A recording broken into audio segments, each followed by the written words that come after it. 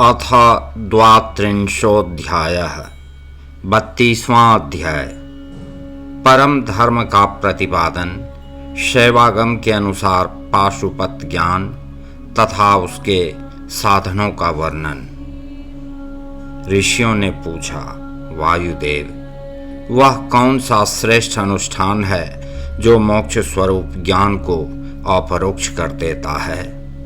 उसको और उसके साधनों को आज आप हमें बताने की कृपा करें। वायु ने कहा, भगवान शिव का बताया हुआ जो परम धर्म है उसी को श्रेष्ठ अनुष्ठान कहा गया है। उसके सिद्ध होने पर साक्षात मोक्षदायक शिव अपरोक्ष हो जाते हैं। वह परम धर्म पांचों पर्वों के कारण क्रमशः 5 प्रकार का जानना चाहिए। उन पर्वों के नाम हैं क्रिया, तप, जप, ध्यान और ज्ञान। ये उत्तरोत्तर श्रेष्ठ हैं। उन उत्कृष्ट साधनों से सिद्ध हुआ धर्म परम धर्म माना गया है, जहाँ परोक्ष ज्ञान भी अपरोक्ष ज्ञान होकर मोक्षदायक होता है। वैदिक धर्म 2 प्रकार के बताए गए हैं, परम और अपरम। धर्म शब्द से प्रतिपाद्य अर्थ में हमारे लिए श्रुति ही प्रमाण है। योग पर्यंत जो परम धर्म है वह श्रुतियों के शिरोभूत उपनिषद में वर्णित है, और जो अपरम धर्म है वह उसकी अपेक्षा नीचे श्रुति के मुखभाग से अर्थात संहिता मंत्रों द्वारा प्रतिपादित हुआ है, जिसमें पशु अर्थात बद्ध जीवों का अधिकार नहीं है। वह वेदांत वर्णित धर्म परम धर्म माना गया है। उससे भिन्न जो यज्ञ यागादि हैं उसमें सबका अधिकार होने से वह साधारण या अपरम धर्म कहलाता है। जो अपरम धर्म है वही परम धर्म का साधन है। धर्म शास्त्र आदि के द्वारा उसका सम्यक रूप से विस्तार पूर्वक सांगोपांग निरूपण हुआ है। भगवान शिव के द्वारा प्रतिपादित जो परम धर्म है उसी का नाम श्रेष्ठ अनुष्ठान है। इतिहास और पुराणों द्वारा उसका किसी प्रकार विस्तार हुआ है, परंतु शैव शास्त्रों द्वारा उसके विस्तार का सांगोपांग निरूपण किया गया है। वहीं उसके स्वरूप का सम्यक रूप से प्रतिपादन हुआ है।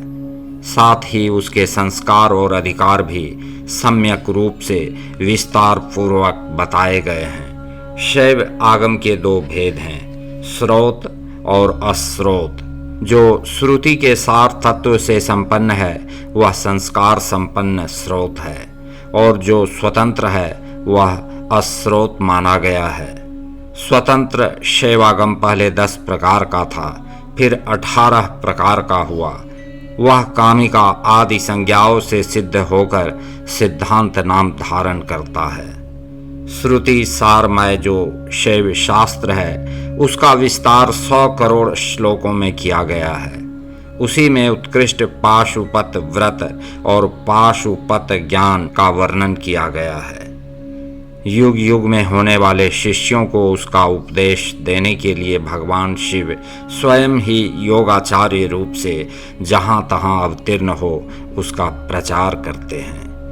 इस शैव शास्त्र को संक्षिप्त करके उसके सिद्धांत का प्रवचन करने वाले मुख्यतः 4 महर्षि हैं, रुरु, दधीच, अगस्त्य और महायशस्वी उपमन्यु। उन्हें संहिताओं का प्रवर्तक पाशुपत जानना चाहिए। उनकी संतान परंपरा में सैकड़ों हजारों गुरुजन हो चुके हैं। पाशुपत सिद्धांत में जो परम धर्म बताया गया है वह चर्या आदि 4 पादों के कारण 4 प्रकार का माना गया है। उन चारों में जो पाशुपत योग है वह दृढ़ता पूर्वक शिव का साक्षात्कार कराने वाला है, इसलिए पाशुपत योग ही श्रेष्ठ अनुष्ठान माना गया है। उसमें भी ब्रह्मा जी ने जो उपाय बताया है उसका वर्णन किया जाता है। भगवान शिव के द्वारा परिकल्पित जो नामाष्टकमय योग है उसके द्वारा सहसा शैवी प्रज्ञा का उदय होता है। उस प्रज्ञा द्वारा पुरुष शीघ्र ही सुस्थिर परम ज्ञान प्राप्त कर लेता है। जिसके हृदय में वह ज्ञान प्रतिष्ठित हो जाता है उसके ऊपर भगवान शिव प्रसन्न होते हैं। उनके कृपा प्रसाद से वह परम योग सिद्ध होता है जो शिव का अपरोक्ष दर्शन कराता है। शिव के अपरोक्ष ज्ञान से संसार बंधन का कारण दूर हो जाता है। इस प्रकार संसार से मुक्त हुआ पुरुष शिव के समान हो जाता है।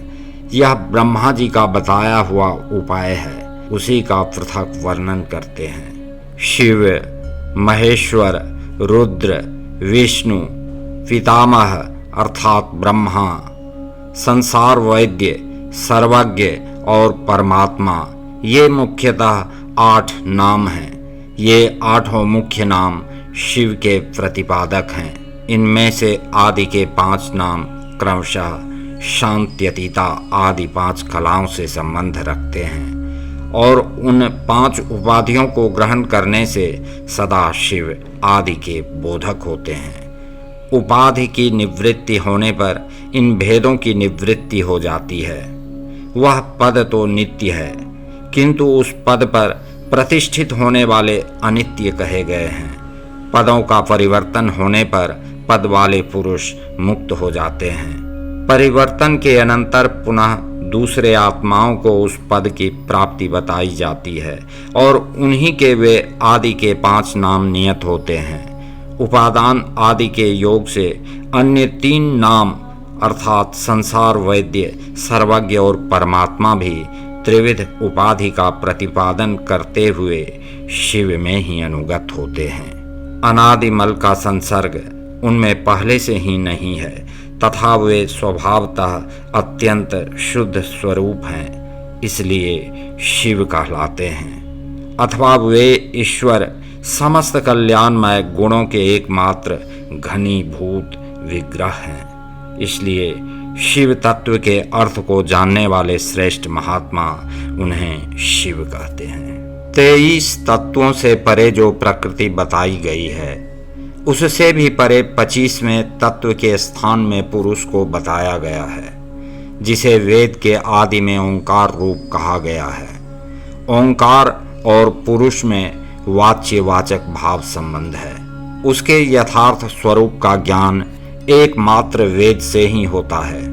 वे ही वेदांत में प्रतिष्ठित हैं, किंतु वह प्रकृति से संयुक्त है, अतः उससे भी परे जो परम पुरुष है उसका नाम महेश्वर है। क्योंकि प्रकृति और पुरुष दोनों की प्रवृत्ति उसी के अधीन है, अथवा यह जो अविनाशी त्रिगुणमय तत्व है इसे प्रकृति समझना चाहिए। इस प्रकृति को माया कहते हैं। यह माया जिनकी शक्ति है, उन मायापति का नाम महेश्वर है।